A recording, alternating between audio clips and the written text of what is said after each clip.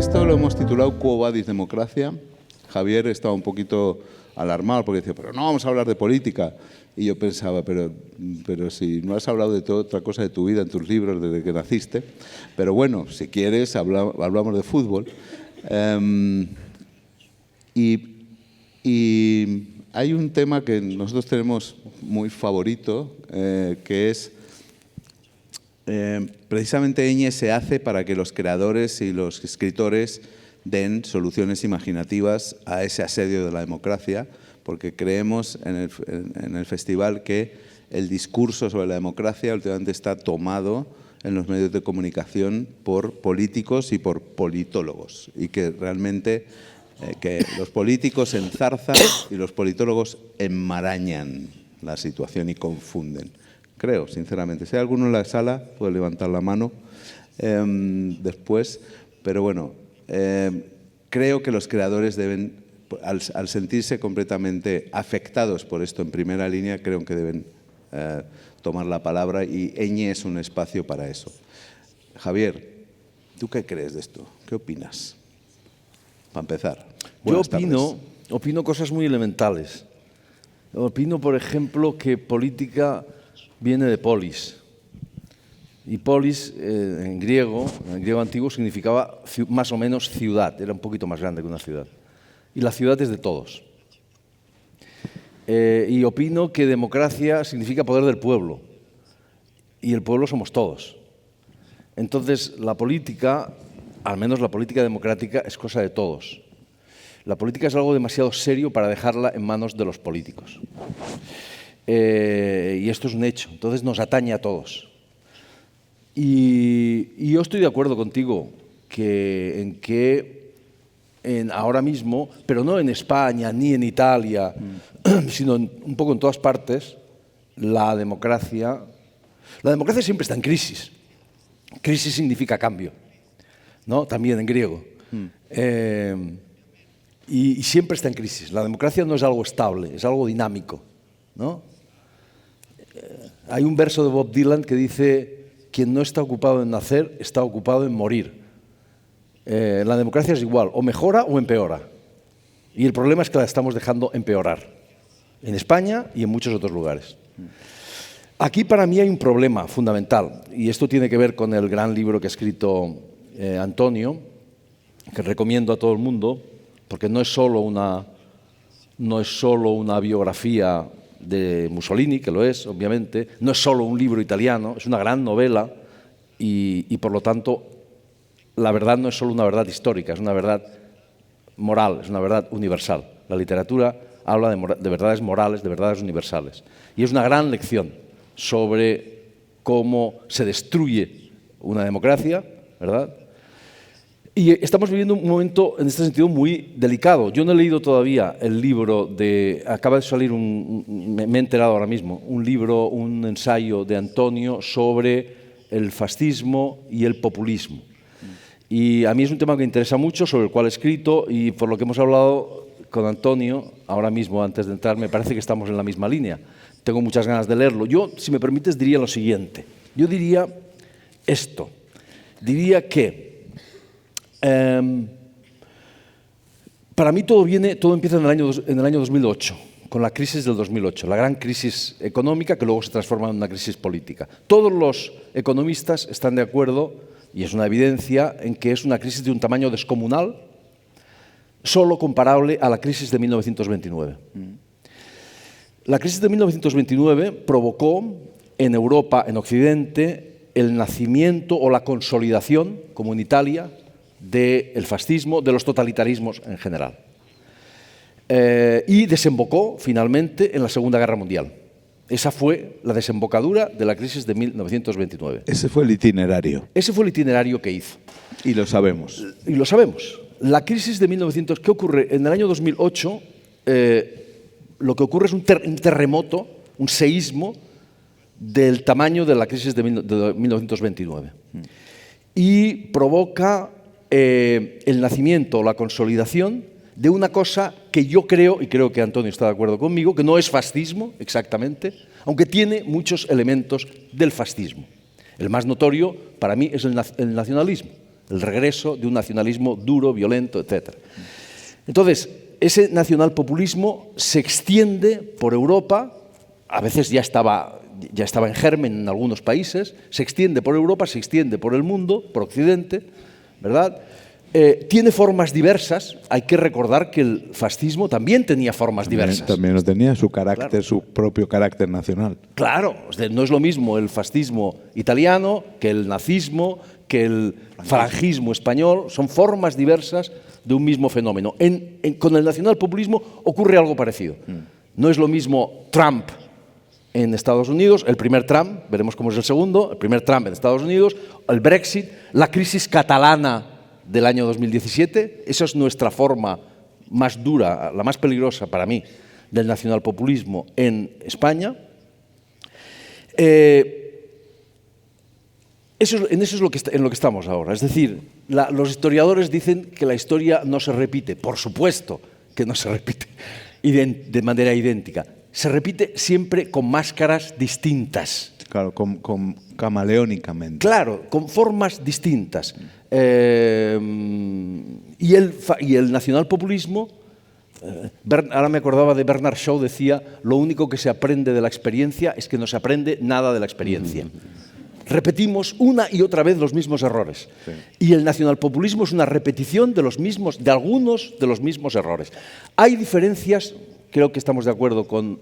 Hay gente que no lo piensa, hay gente que piensa, gente respetable, Madeleine Albright, Timothy Snyder, que piensan que lo que estamos viviendo es un retorno del fascismo. Yo creo que no.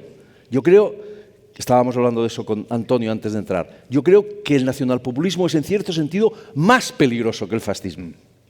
¿Por qué? Porque el fascismo ya sabemos cómo funciona.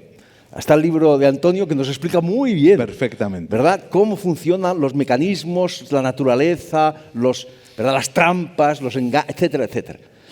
Pero el nacionalpopulismo es algo completamente nuevo. Y pongo un ejemplo y acabo, para ceder la palabra a Antonio. Voy a poner un ejemplo muy sencillo. Bueno, por ejemplo, hay dos elementos muy evidentes. Uno es la violencia. El fascismo hacía una reivindicación abierta de la violencia. La violencia era algo saludable, la violencia era algo, ¿verdad?, que podía regenerar los pueblos. José Antonio Primo de Rivera, nuestro Mussolini español, porque el fascismo español se miró mucho más en el fascismo italiano que en el nazismo, hablaba de la dialéctica de los puños y las pistolas. Eso es una reivindicación de la violencia. El nacionalpopulismo, la violencia la tiene un poquito más escondida, por lo menos. Es decir, no hay una abierta reivindicación de la violencia. Pero os voy a poner el ejemplo más evidente de todos.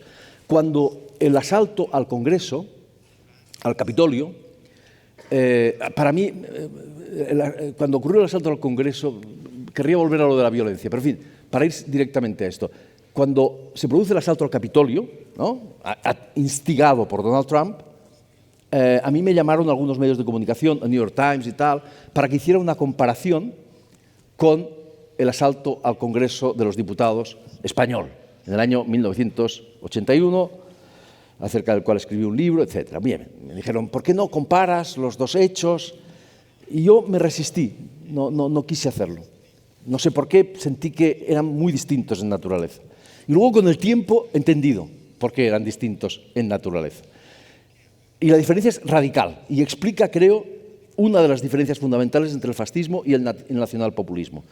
Quienes entraron en el Congreso de los Diputados en España lo hacían directamente contra la democracia, explícitamente contra la democracia. Querían acabar, cada uno de los protagonistas a su manera, pero querían acabar con la democracia española, explícitamente, inequívocamente. En cambio, quienes asaltaron el Capitolio lo hacían en nombre de la democracia. Decían que iban a acuérdense, los lemas eran, sí. Nos están robando la democracia, nosotros vamos a salvar la democracia. De manera que el nacionalpopulismo, piensen ustedes en lo que ocurrió en Cataluña, por ejemplo. Decían que era una forma de democracia radical, cuando lo que estaban haciendo era obviamente atacar abiertamente la democracia liberal, o sea, el Estado de Derecho, o sea, las formas, todo, la Constitución, todo. Entonces, la perversidad, uno de los peligros fundamentales, una de las diferencias fundamentales para mí entre el nacionalpopulismo y el fascismo es que el fascismo atacaba abiertamente la democracia, mientras que el nacionalpopulismo la socava desde dentro, ataca a la democracia en nombre de la democracia. Y eso es mucho más perverso. Eso es lo que estamos viendo en muchos países, en la misma Unión Europea, lo estamos viendo. Sí. Y por eso creo que es mucho más peligroso, porque se hace en nombre de la democracia. La democracia en los años 20 estaba en un momento de desprestigio grande. Esto, por ejemplo, lo lees, si lees la novela, los 3 volúmenes. Yo he leído 3 volúmenes de la novela de Antonio, es muy evidente. En cambio, ahora el prestigio de la democracia es muy alto y entonces se ataca a la democracia en nombre de la democracia, socavando sus instituciones, atacando el Estado de Derecho, etcétera, etcétera. Y eso lo estamos viendo en Europa. Bueno, hablamos del libro Antonio como si fuese uno, pero es que ya lleva 4. 4 volúmenes, pero es que van a ser 5, ¿no? Pero es una obra, una gran obra de exploración y de espejo para advertirnos cómo surge, cómo evoluciona, qué lenguaje se utiliza y en qué puede acabar, ¿no?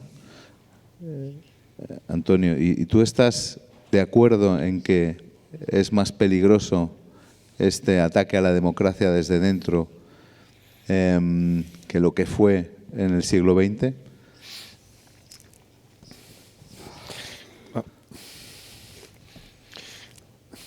Allora, un brevissimo muy breve, un preámbulo muy breve. Io non sono No di grandi soy un hombre cerimonie de grandes ceremonias, spagnoleggianti, no? La precedenza prima lo de antes, lo de después. Però ci tengo a dire Pero che per me è tengo que veramente un decir onore, que para mí es un parola che honor, uso con es grande una palabra cautela, que trovarvi utilizo qui con mucho insieme a cuidado, es un voi honor estar aquí con e vosotros y vosotras sapere che y saber Javier Cercas ha letto que e Javier apprezzato i miei Cerca libri, ha leído y perché, ha come gli ho valorado detto mi prima, libro, in porque totale como le he dicho sincerità, antes, con per una me la sinceridad sua opera absoluta, è para mí su stata obra un'opera di ha riferimento, sido una obra de di referencia, ispirazione de inspiración fondamentale per scrivere M. fundamental para escribir M. Quindi è uno di quei momenti Así in que es cui, uno de estos come momentos donde, ¿cómo decirlo? dire, il cerchio si chiude, si torna a Se casa. cierra el No? círculo, se Una vuelve a restituzione. casa, hay una E questo restitución. credo sia importante Y per esto tutti nella creo que vita, es ma lo è in importante particolar para modo per gli todos en la scrittori. vida, pero en particular para los escritores. Fine del preámbulo. Fin del preámbulo. Bueno, Antonio, solo una cosa. También le odiamos un poco porque le han dejado entrar a saco en el Vaticano a entrar un libro, para escribir un libro. Y eso a mí me produce una envidia tremenda. Fine del preámbulo. Fine del preámbulo. Allora, Fin del preámbulo, se sí. tu parli Bueno, seriamente, si ti hablas capisco. en serio, Quando te fai entiendo. dell'ironia, Cuando devo haces mettere- ironías, entonces me tengo que poner la traducción simultánea. Me pierdo. Sí, Porque la ironía es... Però questa l'ho capita. La capito. Vale, Pero esto vamos sí que lo he bien. entendido, lo he entendido. Allora, Entonces, io partirei da questo. voy a partir de esto. Non è affatto scontato No che la está democrazia descontado en possa absoluto que pueda existir la democracia. No es un hecho Io, dado. sicuramente, ma Yo, almeno anche voi, appartengo a una Probablemente, y generazione quizá también vosotros, privilegiata. pertenecemos a una generación privilegiada bajo muchos puntos de Io mi vista. sono affacciato all'età adulta negli anni Me he 80, llegado a la edad adulta en los años 80, in un'epoca di en una smobilitazione época de ideologica, desmovilización di disimpegno, ideológica, di riflusso. de reflujo, de Era- laxitud en los scrisse un compromisos, autore como americano, escribía un autor era sempre sabato estadounidense, sera, stavamo sempre andando siempre era a- sábado por la tarde y siempre íbamos de fiesta. Abbiamo vissuto di Hemos vivido privilegio económico, più lungo periodo di el pace periodo che más l'Europa largo de occidentale paz abbia que conosciuto, l'Europa ha occidentale. conocido la Europa occidental, Privilegio privilegio económico, histórico, social, abbiamo vissuto di molte y illusioni. hemos vivido con muchas ilusiones. Una de ellas È che la democrazia es que la fosse qualcosa di democracia dato, era algo dado, come un dato di natura, como come il algo bosco, il que mare, venía qualcosa che dado c'è por sempre stato, naturaleza, sempre como ci el sarà. bosque, el mar, algo que siempre ha estado y que siempre estará. Oggi noi Hoy prendiamo faticosamente nos coscienza damos, del constatamos fatto che non è così, que no es así, che la democrazia que è la un democracia esperimento es un recente, experimento reciente, incerto, incierto, fragile frágil e parziale. y parcial de la humanidad. È stata sperimentata Se ha experimentado en el último siglo, in una piccola porzione di en mondo, una porción muy pequeña del mundo, e oggi viene nuovamente y messa in hoy discussione.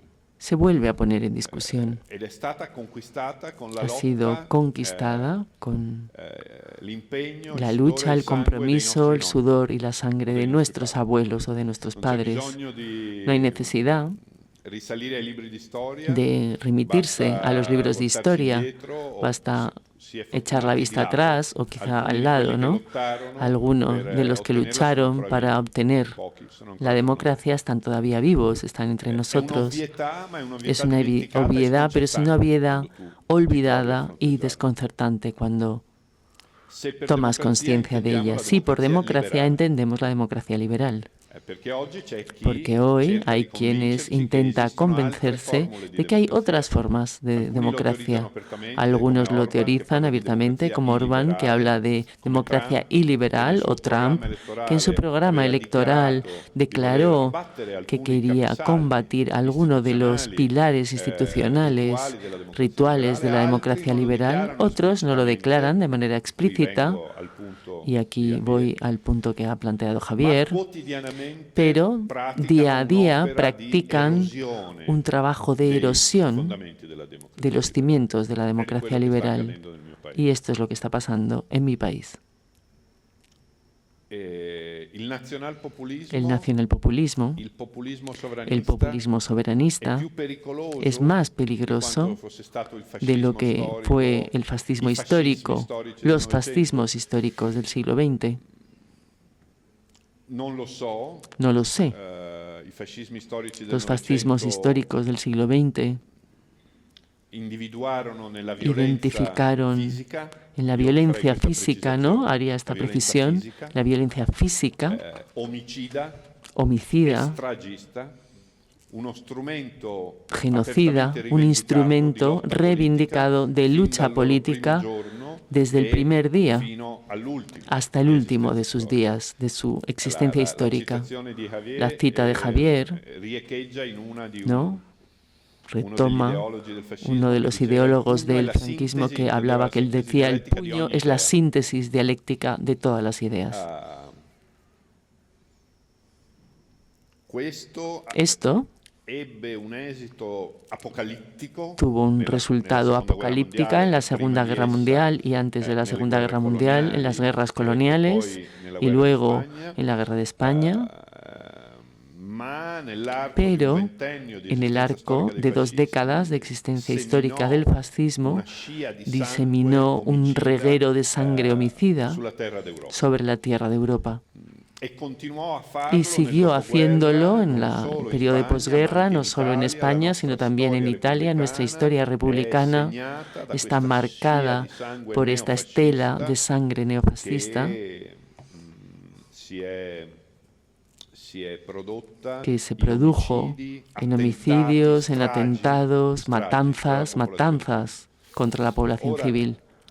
se i nazionalpopulismi o Pero i si el populismi nacionalpopulismo o el populismo soberanista, como los llamo yo, pueden ser più disastrosi más dal desastrosos punto di desde el punto de della vista tragedia de la umana, tragedia quanto humana, fossero de lo stati que i fascismi fueron del los secolo fascismos scorso, del non siglo lo so. pasado, esto Però no lo sono sé, d'accordo su una pero estoy de cosa. acuerdo en In algo. questo momento En estos momentos sono più insidiosi, son más rappresentano insidiosos, un pericolo representan maggiore un per la peligro democrazia mayor para la liberale democracia di liberal quanto non lo que rappresentino el que i fascismi representan aperti e los dichiarati. fascismos abiertos y declarados.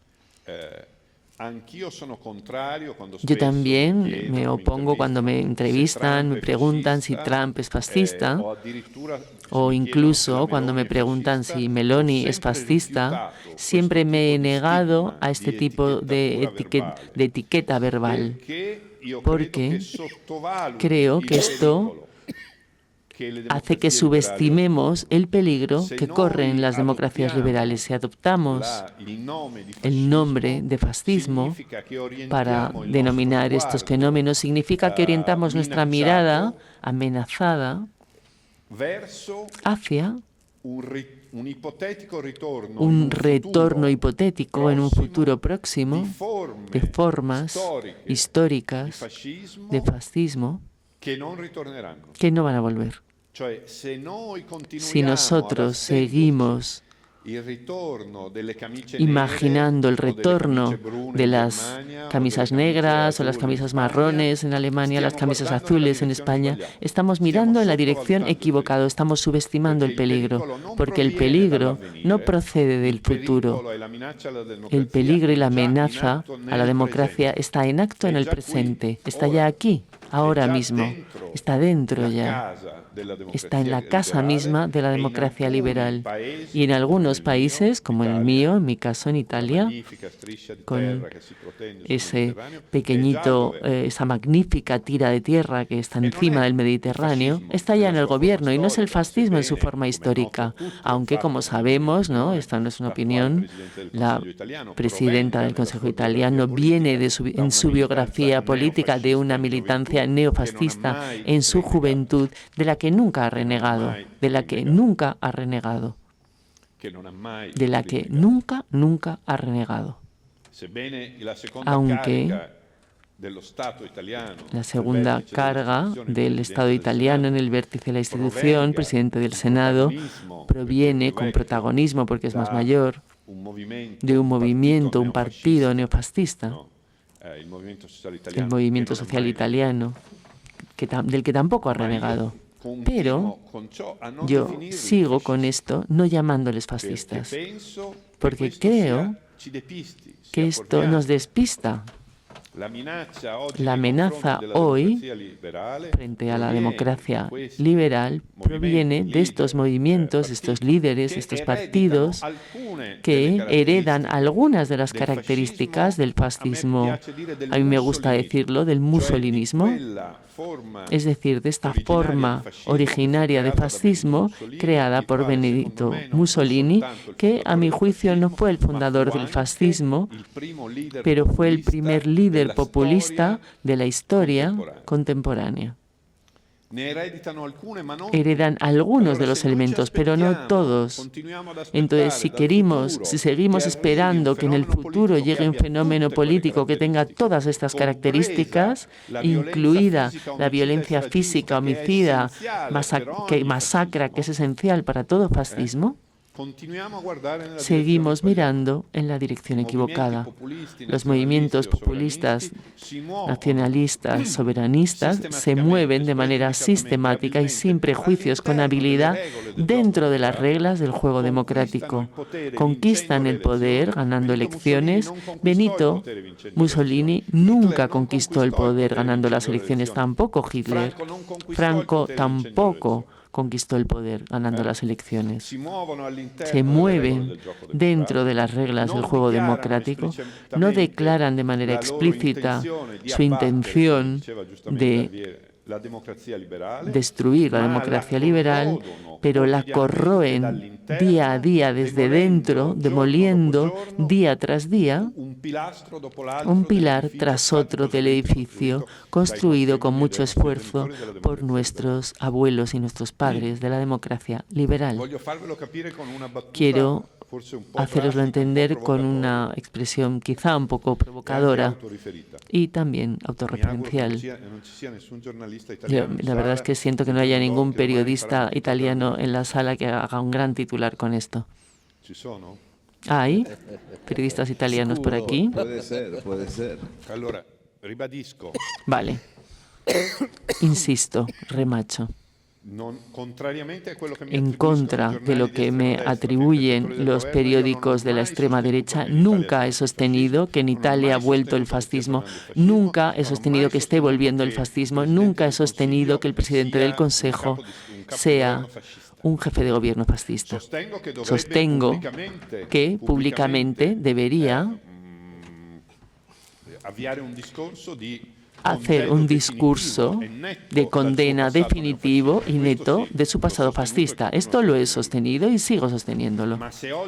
Pero si hoy en Italia hubiera fascismo, el fascismo de hace 70 años que yo cuento en la novela, yo estaría muerto. A mí ya me habrían matado.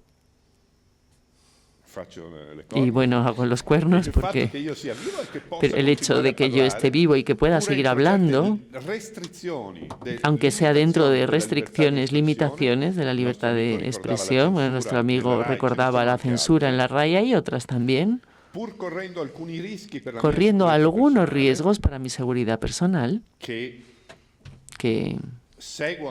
siguen, que se derivan del hecho de que el presidente del Consejo, el presidente del Senado ataquen de manera pública, a nivel personal, no de las ideas, de los argumentos, denigrando y difamando a un intelectual que ha osado criticarlo, y esto me ha pasado a mí, que me han atacado en un post en Facebook por el presidente del Consejo, que después de la censura, intentando remediarlo, lo ha pensado mejor, ha pensado atacarme diciendo que no me habían censurado, pero que pedía demasiado dinero, que era alguien que me quería aprovechar y que me enriquecía con el antifascismo. Esta es la situación italiana. Si tú osas ejercer tu función, creo, innata, no de crítica del poder, el poder en sus máximos vértices, el poder con gran responsabilidad institucional, con toda su fuerza, viene y te ataca a nivel personal, te difama y te denigra. Y luego, bueno, después de que yo haya osado criticar políticamente, culturalmente, no personalmente,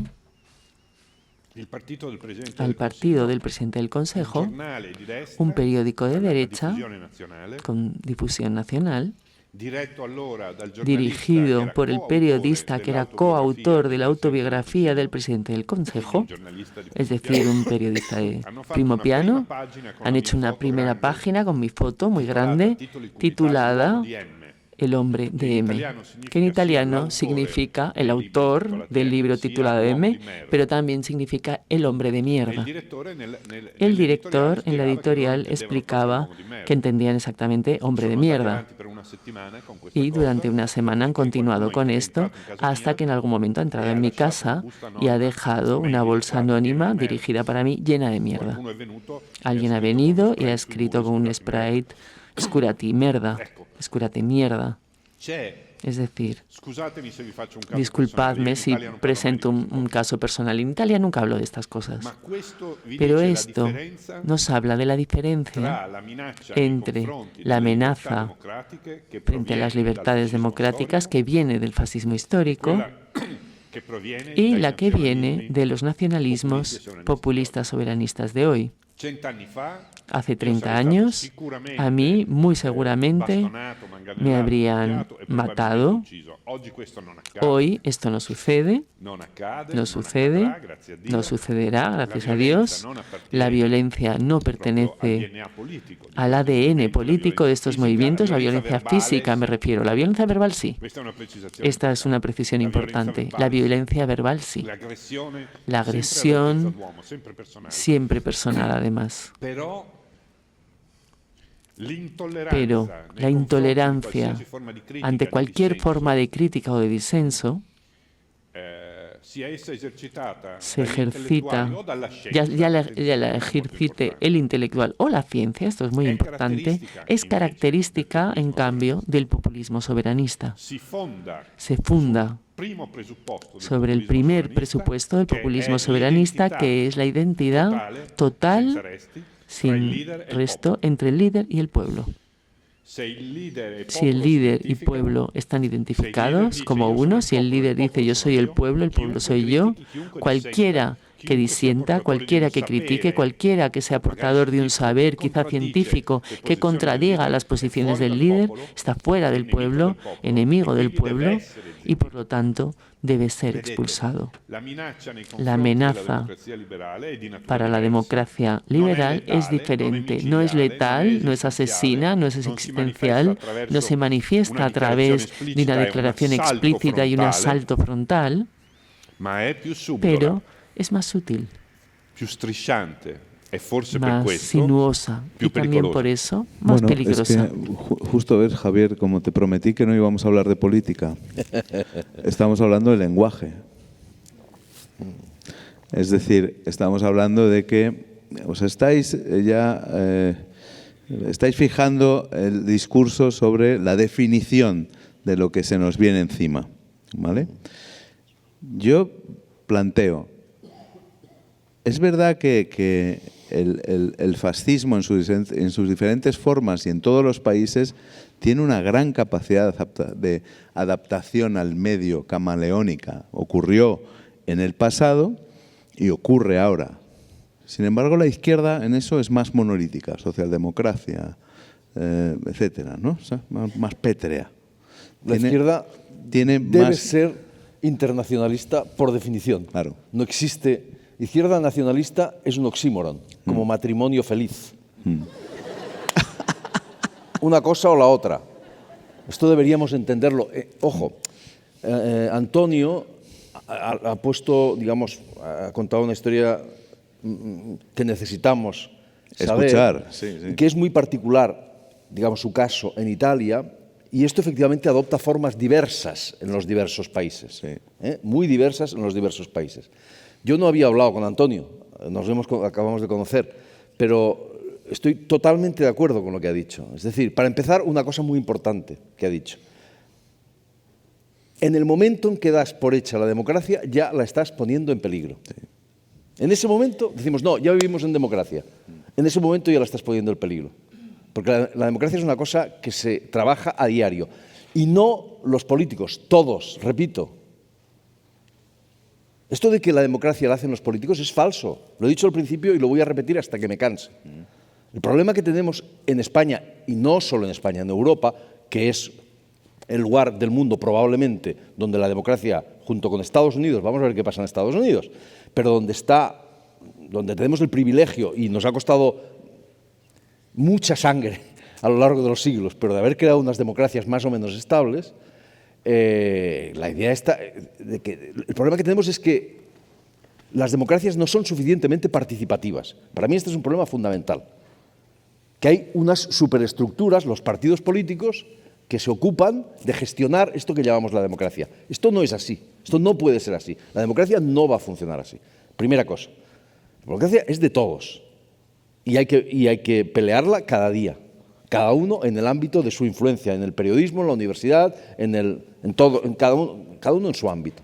Primera cosa. Segunda cosa, estoy totalmente de acuerdo en que por eso es precisamente más peligroso el nacionalpopulismo. Obviamente no es, al menos abiertamente, violento. Para mí, la primera gran manifestación. Porque están haciendo. Ahí voy. Cuidadín. La primera gran manifestación pero violenta, asusta.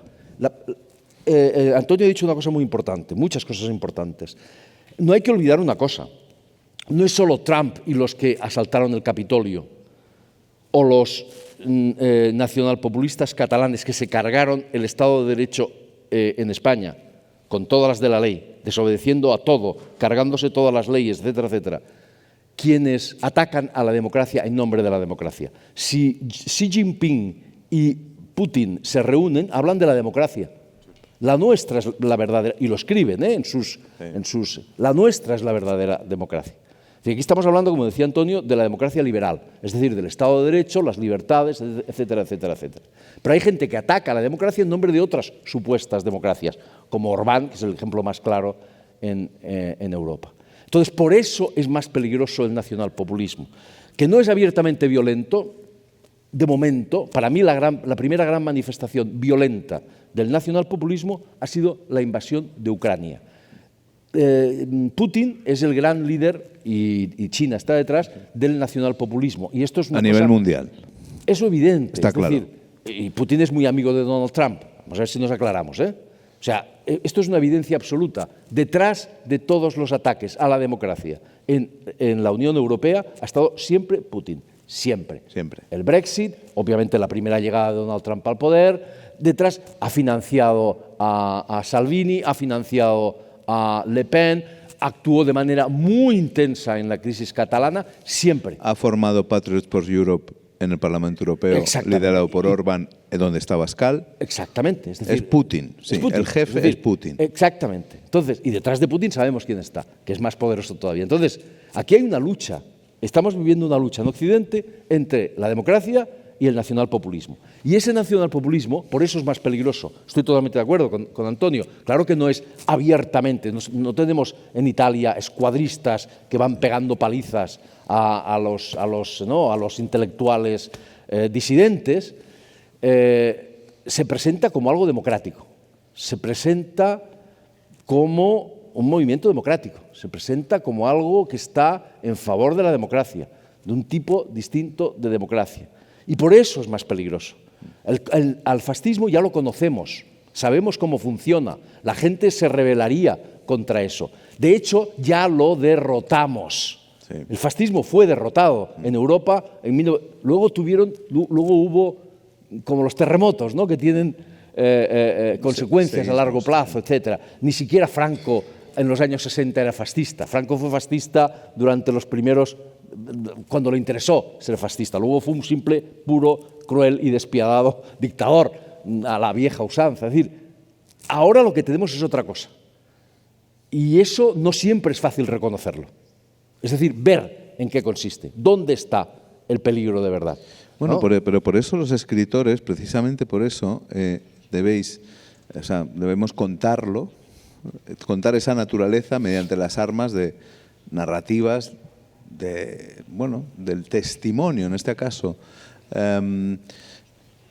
Pero ¿cuál es el papel, efectivamente, no de los escritores y no de los expertos en la materia para alertar sobre todo esto? ¿Cómo se hace? Por eso está aquí Antonio Scurati, porque ese Mussolini para mí es una referencia de cómo, mediante la literatura, se puede combatir esas nuevas formas de autoritarismo, llamémoslo, todavía no nos vamos a poner de acuerdo en el nombre, ¿no? Pero esa ha sido tu intención, ¿no? Allora, in verità no. En realidad no. Yo no. No me ha guiado una intención programática, sino un instinto. Yo he empezado a estudiar para escribir este libro hace muchos años, cuando la escena política parecía diferente. Pero en Italia teníamos un político que se llamaba Renzi. Matteo Renzi. Sí, exacto. Pero había muchos síntomas y señales de este afloramiento. Yo sentía sobre todo que estaba desapareciendo históricamente el antifascismo del siglo XX, esa cultura democrática liberal sobre la que se fundaba nuestra Constitución, nuestra República, nuestra libertad y nuestra civilización. Y sentí la necesidad de renovar el relato. Lo que, a mi juicio, los escritores, no todos, permitidmelo, voy a decir algo, por ejemplo, lo que pueden hacer quienes hacen novelas, porque algo que he aprendido, ¿no? Me ha costado décadas trabajando y escribiendo, aprender esto, encontrar la confianza en la literatura como forma de conocimiento y sobre todo en la novela como forma democrática de literatura. La novela. Para mí es la mayor gratificación cuando me escriben gente de 20 años, me dicen, por fin hemos podido entender qué fue el fascismo, porque en el colegio sí nos lo enseñaban, pero estábamos distraídos, era aburrido. O cuando me escriben gente que tiene 80, 85 años, yo lo he vivido de niño, pero en la vida no he podido estudiar y pensaba que nunca tendría una comprensión completa. Pero leyendo esta novela he podido conocer, porque las novelas, en tanto novelas, son populares. Este tipo de narración, a mi juicio, forma parte de nuestra responsabilidad. Una narración que no se limita a la obra literaria, sino que la acompaña y la abraza. El intelectual, como voz pública, creo que puede desempeñar hoy todavía un papel y debe de nuevo desarrollar un papel fundamental en tanto que narrador. La poesía es la mayor expresión de la lengua, por supuesto, disculpadme los poetas, pero es una nueva narrativa. Es lo que necesitamos y tiene mucha necesidad. Un poco, yo creo que Javier está de acuerdo porque le he leído que lo decía en varias entrevistas, y Europa tiene mucha necesidad de grandes narradores. Una de las principales debilidades de Europa como comunidad política, además de otras, es que está privada de una narrativa que convoque, que conmueva, que apasione, que genere implicación. Si se me considera entre los intelectuales uno de los principales, ¿no?, de los principales enemigos de este gobierno, no es porque exprese críticas periodísticas contra Meloni. Lo hacen muchos. No, es porque soy el autor de M. Porque he producido una narración que ha abierto el camino a una reescritura de la historia que forma parte integrante, que ha dificultado el camino de esta reescritura de la historia del populismo soberanista italiano, que está intentando reescribir la historia del siglo XX, negando la historia y cambiando la valoración de Mussolini. Y M es como una máquina que impide esta operación. Y por esto estoy, la verdad, soy un adversario, incluso un enemigo, porque ellos no tienen adversarios, solo tienen enemigos, solo enemigos.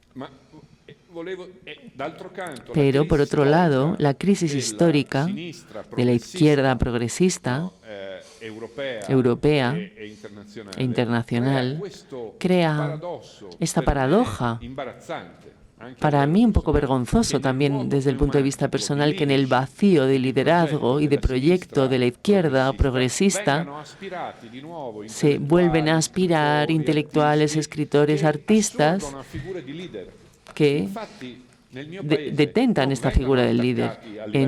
De hecho, en mi país no se les ataca con esta violencia verbal los líderes oficiales de la izquierda política, no, sino los escritores es a quien se ataca. Y esto nos hace entender la dificultad en la que está la izquierda progresista política, y nos hace entender también hasta qué punto el proyecto de este soberanismo populista se basa en una nueva narración,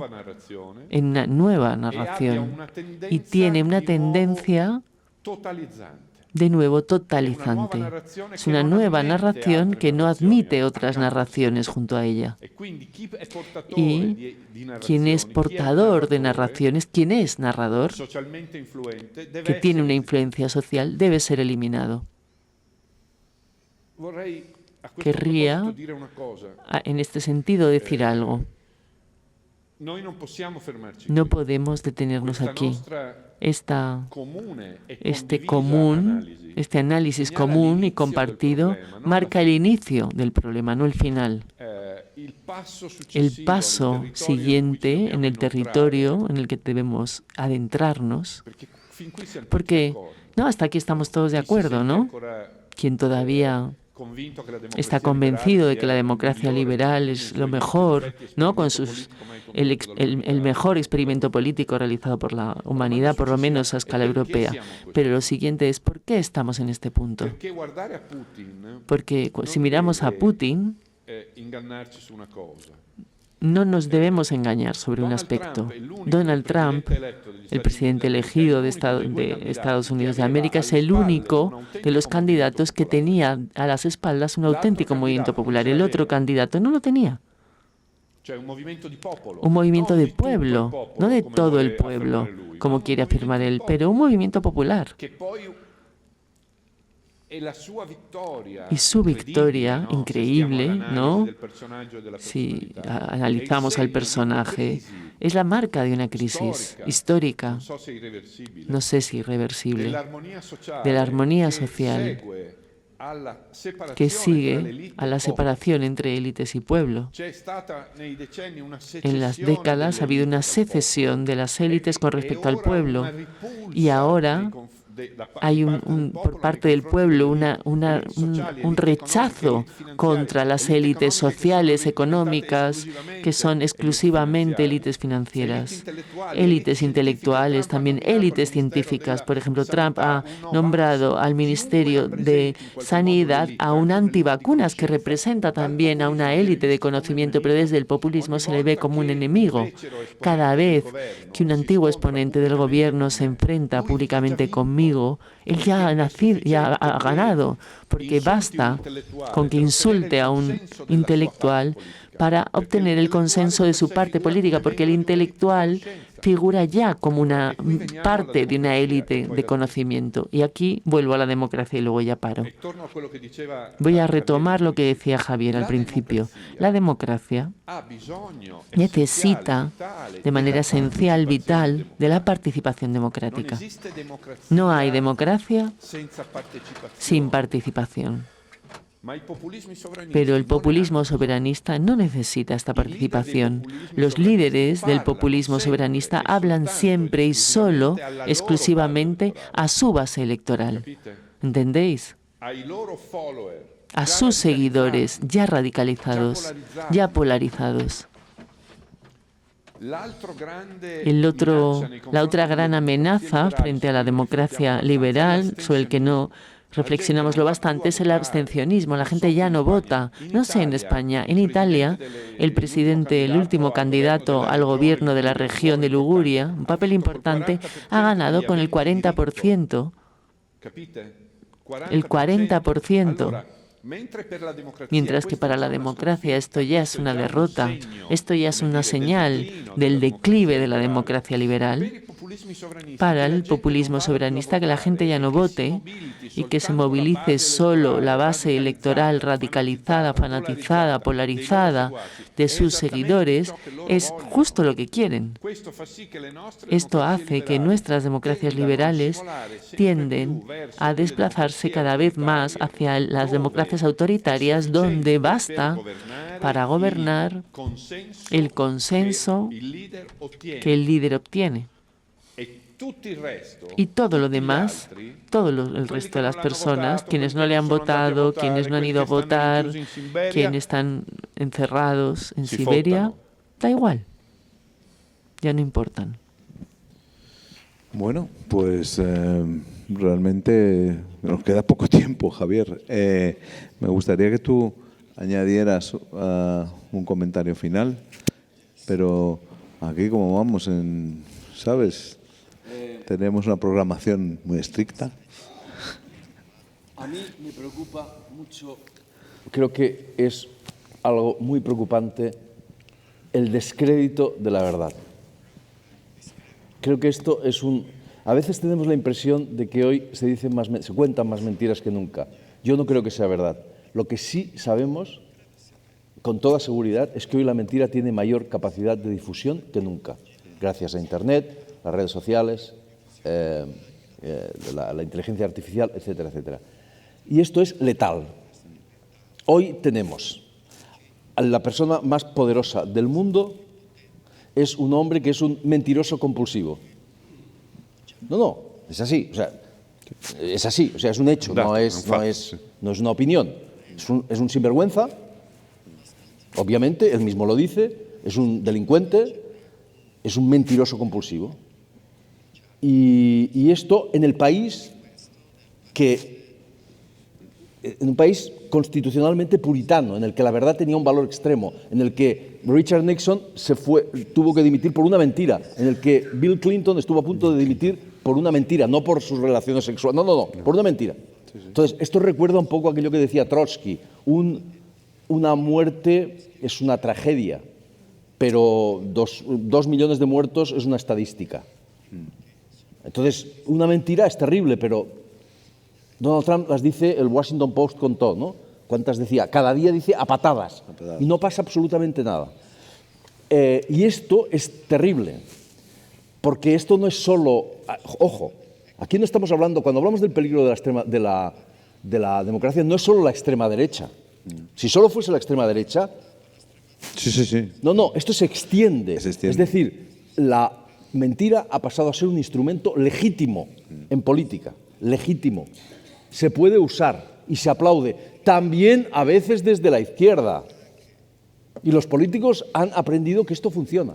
Y esto es letal, porque el Evangelio dice, las mentiras, la verdad os hará libres. Y esto significa que las mentiras hacen esclavos. La mentira es el principal instrumento de dominación. Este es el principal instrumento de dominación. Y esto los políticos, la clase política lo sabe. Y hoy la verdad no sirve para nada. La verdad es algo carente por completo de importancia. El descrédito de la verdad es algo abrumador. Y tú eres periodista y lo sabes muy bien. No lo sé. Y esto a mí me da pánico, me da miedo. Así de fácil. No solo lo sé, sino que lo vemos cómo eso ha dañado, vemos cómo desde los medios de comunicación pudiéramos estar en primera línea, pero no es un problema solo de los periodistas, es un problema de la democracia, es un problema de la sociedad y es un problema que nos obliga a, desde los medios, desde estos foros, formar o traer visiones que alimenten la autocrítica y la prevención sobre estas cosas para defender, la democracia, en este caso específicamente, como hemos apuntado este año, pero también un mundo en el que nos entendamos y no nos estemos tirando los trastos a la cabeza. Así que os doy las gracias por estar aquí, ha sido un honor y os pido un aplauso para estos dos maestros. Antonio.